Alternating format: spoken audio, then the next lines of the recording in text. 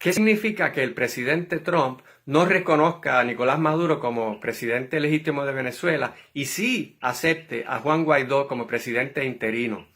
Y que lo haga con el apoyo de 13 países americanos, que incluye Canadá, Brasil, Argentina, Chile, Perú, Costa Rica, Ecuador.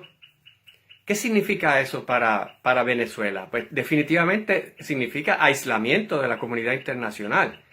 ¿Pero representa que va a venir un golpe de Estado? Pues tal vez. Les voy a presentar 3 escenarios posibles del futuro inmediato de Venezuela. El escenario número 1 es del que todos estamos hablando, del golpe de Estado. Es decir, que los militares o un sector importante de las Fuerzas Armadas o de la Guardia Nacional se levantaran contra el gobierno y tomaran el poder, estableciendo algún tipo de junta militar provisional en lo que vuelven a traer elecciones nuevamente. El efecto inmediato de eso sería violencia.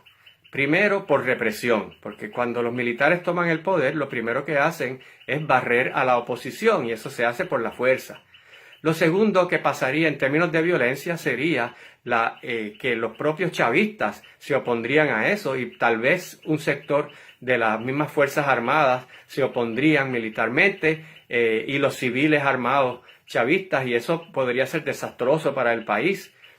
Y es que Venezuela está dividida.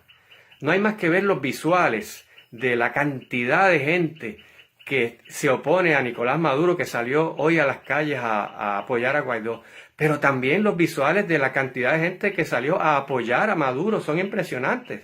Así que realmente la verdad es que nadie tiene el favor absoluto del pueblo venezolano. Esa es la verdad. Ese golpe todavía se complicaría más si incluyera una invasión militar estadounidense con algún tipo de coalición de países latinoamericanos. Eso sería contraproducente. ¿Por qué? Porque en América Latina todos los sectores, básicamente conservadores, de izquierda, todos, se oponen a la intervención militar estadounidense. Así que eso probablemente le haría un favor a Nicolás Maduro, en el sentido de que alguna gente que quizá no quisiera que Maduro estuviera allí lo apoyarían solo para evitar la permanencia estadounidense. Y los aliados de Venezuela, ¿qué harían? Estamos hablando de China, de Rusia, de Bolivia, Cuba, hasta México. ¿Intervendrían militarmente? Claro que no. Todos ellos prefieren presiones diplomáticas, presiones económicas. Pero sobre todo China no se va a involucrar en eso para nada. Para China esto es secundario. Para Rusia es un poco más importante, pero para ninguno de ellos esto representaría una razón para meterse allá y echarse a Estados Unidos como enemigo. Claro que no. El segundo escenario posible es que Maduro sobreviva esta crisis. Y si usted piensa que eso es imposible, recuerde el caso de Cuba, que ha sobrevivido contra todo pronóstico a todo lo que le han echado encima. Así que no es imposible. Ahora, en ese caso, ¿qué pasaría? Pues también habría violencia. Primero, porque veríamos unas manifestaciones masivas en las calles, peores que las del 2017, y la respuesta de represión del gobierno, que además probablemente, si sobrevive, va a encarcelar al liderato de la oposición política que proclamó a Guaidó como presidente. Por supuesto que Venezuela quedaría aislado diplomáticamente y económicamente de los países más ricos del mundo, excepto China, Estados Unidos, la Unión Europea, que no ha reconocido a Guaidó, pero sí le pide pero tampoco reconoce a Maduro y le pide elecciones adelantadas. Y eso nos lleva al tercer escenario, que sería que el presidente Maduro convocara este año a elecciones, que probablemente perdería si es que fueran elecciones justas, ¿no?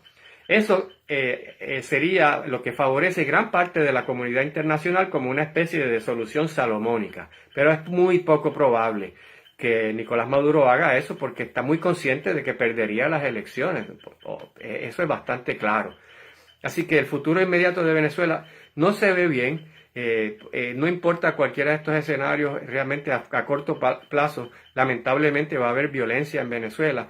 Y esto solamente puede solucionarse con la mediación de actores internacionales que vayan de buena fe, pero que obliguen a las dos partes de Venezuela a sentarse a negociar. Y negociar quiere decir ceder. Y ninguna de las dos partes está cediendo aquí nada absolutamente.